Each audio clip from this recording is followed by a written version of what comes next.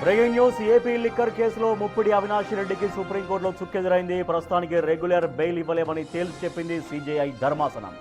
Chargesheet దాఖలు చేసిన తర్వాత అవినాష్ రెడ్డిని కస్టడీలోకి తీసుకుని విచారించవచ్చని సుప్రీంకోర్టు తెలిపింది. ట్రయల్ కోర్టులో అవినాష్ రెడ్డి కస్టడీ పిటిషన్ పెండింగ్లో ఉన్నందున రెగ్యులర్ బెయిల్పై నిర్ణయం వెల్లడించేందుకు సుప్రీంకోర్టు నిరాకరించింది. తదుపరి విచారణ మరో వారానికి వాయిదా వేసింది సుప్రీంకోర్టు. మరింత సమాచారాన్ని మా ప్రతినిధి శివ అందిస్తారు ఢిల్లీ నుంచి. శివ, ముప్పిడి అవినాష్ రెడ్డికి సుప్రీంకోర్టులో చుక్కెదురైంది. సో డీటెయిల్స్ ఏంటి? ఎటువంటి వాదనలు జరిగిన తర్వాత డిస్మిస్ చేశారు పిటిషన్ని? రైట్ రాజేష్, ఏపీ లిక్కర్ కేసులో నిందితుడు ముప్పిడి అవినాష్ రెడ్డికు సుప్రీంకోర్టులో ఎటువంటి ఊరట దక్కలేదు. ప్రస్తుతం రెగ్యులర్ బెయిల్ ఇవ్వలేమంటూ కూడా సుప్రీం ధర్మాసనం, సిబిఐ ధర్మాసనం, జస్టిస్ సూర్యకాంత్ ధర్మాసనం చెప్పింది. ఛార్జ్ షీట్ దాఖలు చేసిన తర్వాత కూడా కస్టడీలోకి తీసుకుని విచారించవచ్చని కూడా సుప్రీం ధర్మాసనం ఆదేశాలు జారీ చేసింది. అయితే ట్రయల్ కోర్టులో అవినాష్ రెడ్డికి సంబంధించిన కస్టడీ పిటిషన్ పెండింగ్ లో ఉన్న నేపథ్యంలోనే ఈ బెయిల్ పై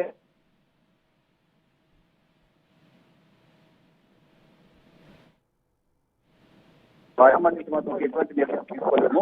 ఈ సందర్భంలో విచారణకు సహకరించాలి. మరొక ఛార్జ్ షీట్ దాఖలు చేసిన తర్వాత బెయిల్ గురించి ఆలోచిస్తామని కూడా సుప్రీం ధర్మాసనం తెలియజేసిన నేపథ్యంలో ఈలోపు వేరే ఏమైనా విచారణకు సంబంధించి అవసరం అయితే విచారించవచ్చని కూడా ధర్మాసనం తెలియజేసింది. ఇక ట్రయల్ కోర్టులో కస్టడీ పిటిషన్ పెండింగ్ లో ఉన్న నేపథ్యంలోనే ఇప్పుడు దీనికి సంబంధించి ఎటువంటి రెగ్యులర్ బెయిల్ పైన నిర్ణయాన్ని తీసుకోలేమంటూ కూడా వాయిదా వేసింది. ఇక తదుపరి విచారణ మరో వారానికి వాయిదా వేసిన నేపథ్యంలో నెక్స్ట్ వీక్ ఏ విధంగా ఉండబోతుందని దానిపై మాత్రం ఉత్కంఠ కొనసాగుతుంది.